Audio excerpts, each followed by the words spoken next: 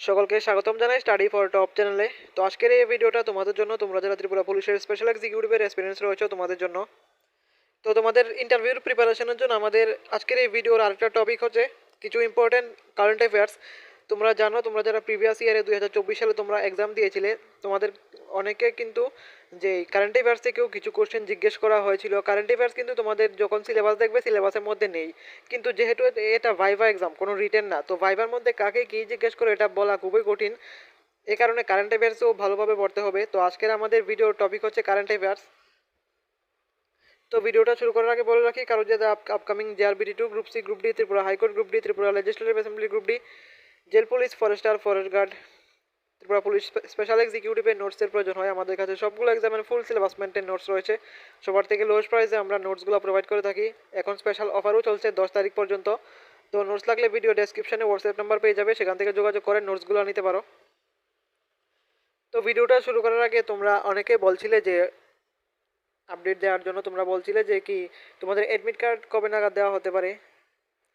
তো দেখো, এই বছর, এই বছর না, এইবার তোমাদের কিন্তু বেশি লেট হবে না। প্রিভিয়াস ইয়ারে যত লেট হয়েছিল, এবার খুব সম্ভবত এতটা লেট হবে না। তোমরা সকলেই জানো এমনিতেই গভর্নমেন্ট অনেক প্রেশারের মধ্যে রয়েছে, তো এগুলি লেট করে আরও প্রেশার নিতে চাইবে না নিজের উপর গভর্নমেন্ট।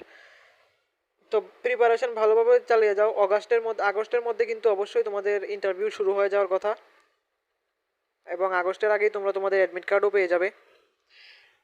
তো দেরি না করে আজকের এই ভিডিওটা শুরু করছি। তো কারেন্ট অ্যাফেয়ার্স থেকে আজকের ফার্স্ট কোশ্চেন, 11th UNAOC অর্থাৎ united nations alliance of civilization global forum অনুষ্ঠিত হলো কোথায়? যে ইউনাইটেড নেশনসের অ্যালায়েন্স অফ সিভিলাইজেশন এর যে গ্লোবাল ফোরাম অনুষ্ঠিত হয়েছে সেটা কোথায় হয়েছে? তো এটা আনসার হবে সৌদি আরব। সৌদি আরবে এটা অনুষ্ঠিত হয়েছে, সৌদি আরবের রিয়াদ শহরে। নেক্সট এবং খুবই ইম্পর্টেন্ট, এটা কোন রাজ্যকে জিঞ্জার ক্যাপিটাল অফ ইন্ডিয়া হিসেবে ঘোষণা করলো নীতি আয়োগ? নীতি আয়োগ ভারতের কোন রাজ্যকে জিঞ্জার ক্যাপিটাল অফ ইন্ডিয়া হিসেবে ঘোষণা করলো? তো এটা আনসার হবে মিজোরাম। মিজোরামকে, যে ভারতের নীতি আয়োগ রয়েছে, সেই নীতি আয়োগ জিঞ্জার ক্যাপিটাল অফ ইন্ডিয়া বলে ঘোষণা করেছে। Next, national super computing mission এর অধীনে বিহারের প্রথম সুপার কম্পিউটার পরমরুদ্র লঞ্চ করলো কোন প্রতিষ্ঠান? যে ন্যাশনাল সুপার কম্পিউটিং মিশনের অধীনে যে বিহারের প্রথম সুপার কম্পিউটার, যার নাম হচ্ছে পরমরুদ্র, এটা লঞ্চ করলো কোন প্রতিষ্ঠান? দেখো, এই কোশ্চেনের মধ্যেই কিন্তু একটা আনসার হয়ে যায় যে বিহারের প্রথম সুপার কম্পিউটারের নাম কি, তো এটা হবে পরমরুদ্র। তখন কোশ্চেন হচ্ছে পরমরুদ্র লঞ্চ করলো কোন প্রতিষ্ঠান? এটা হবে আইআইটি পাটনা। আইআইটি পাটনা এটা লঞ্চ করেছে। নেক্সট, বিশ্বের বৃহত্তম পারমাণবিক বিদ্যুৎ কেন্দ্র কাশিওয়াজাকি, এটা একটা যে জাপানের একটা প্রনাউন্সিয়েশনটা এটা জাপানিজ হবে। তো জাপানিজ প্রনাউন্সিয়েশন অনুযায়ী এটার নাম হচ্ছে কাশিওয়াজাকি কারিবা। কাশিওয়াজাকি কারিবা পুনরায় চালু করার প্রস্তুতি নিচ্ছে কোন দেশ? এটা হবে জাপান। যে বিশ্বের বৃহত্তম পারমাণবিক বিদ্যুৎ কেন্দ্র এটা কাশিওয়াজাকি কারিবা, এটা পুনরায় চালু করার প্রস্তুতি নিচ্ছে কোন দেশ? এটা হবে জাপান। নেক্সট এবং খুবই ইম্পর্টেন্ট, এটা খুবই চর্চার মধ্যে এই বিষয়টা রয়েছে। সম্প্রতি কোন রাজ্যে 3200 কোটি মানে 32 কোটি টাকার জাতীয় মহাসড়ক প্রকল্প চালু করলেন প্রধানমন্ত্রী নরেন্দ্র মোদী? প্রধানমন্ত্রী নরেন্দ্র মোদী খুব রিসেন্টলি একটা স্টেটের জন্য 3200 কোটি টাকার জাতীয় মহাসড়ক প্রকল্প চালু করলেন। এটা কোন রাজ্যের জন্য? আনসার হবে পশ্চিমবঙ্গ, ওয়েস্ট বেঙ্গল। পশ্চিমবঙ্গের জন্য এই প্রকল্পটি শুরু করা হয়েছে। নেক্সট, এটা স্পেশাল এক্সিকিউটিভের পাশাপাশি তোমরা যারা ফরেস্টার, ফরেস্ট গার্ডের জন্য প্রিপারেশন নিচ্ছ, তোমাদের জন্য এই কোশ্চেনটা।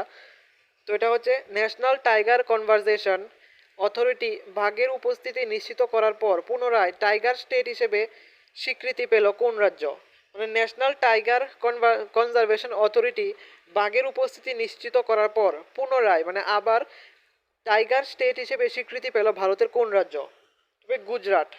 গুজরাট আবার পুনরায় টাইগার স্টেট হিসেবে স্বীকৃতি পেয়েছে, যেটা ন্যাশনাল টাইগার কনভারজেশন অথরিটি যেটা একটা সার্ভে করেছিল ওটার পর। নেক্সট এবং আজকে লাস্ট কোশ্চেন 2026 থেকে 2029 মেয়াদের জন্য বিডব্লিউএফ অ্যাথলিটস কমিশনের চেয়ারপারসন হিসেবে নির্বাচিত হলেন কে? মানে 2026 থেকে 2029 মেয়াদের জন্য বিডব্লিউএফ অ্যাথলিটের যে কমিশন রয়েছে সেই কমিশনের চেয়ারপারসন হিসেবে নিযুক্ত হলেন কোন ভারতীয়? এটা খুবই ইম্পর্টেন্ট কারেন্ট অ্যাফেয়ার্স। তবে পিভি সিন্ধু কিন্তু এটা পেয়েছিলেন, যে পিভি সিন্ধু রয়েছে, পিভি সিন্ধু 2026 থেকে 2029 সালের জন্য বিডব্লিউএফ অ্যাথলিটস কমিশন এর চেয়ারপারসন হিসেবে নিযুক্ত হয়েছেন। তো আজকের ক্লাসের মধ্যে এতটুকুই ছিল। আমরা চেষ্টা করছি আরও বিভিন্ন টপিকের উপর তোমাদের জন্য ফ্রি ক্লাসেস নিয়ে আসার জন্য। আর যদি এর মধ্যে নোটসের প্রয়োজন হয় আমাদের ভিডিও ডেসক্রিপশনে নাম্বার রয়েছে, যোগাযোগ করতে পারো। আজকের এই ভিডিওটা এতটুকুই। এরকম ইনফরমেটিভ ভিডিও সবার প্রথমে পাওয়ার জন্য সাবস্ক্রাইব করুন আমাদের চ্যানেলকে।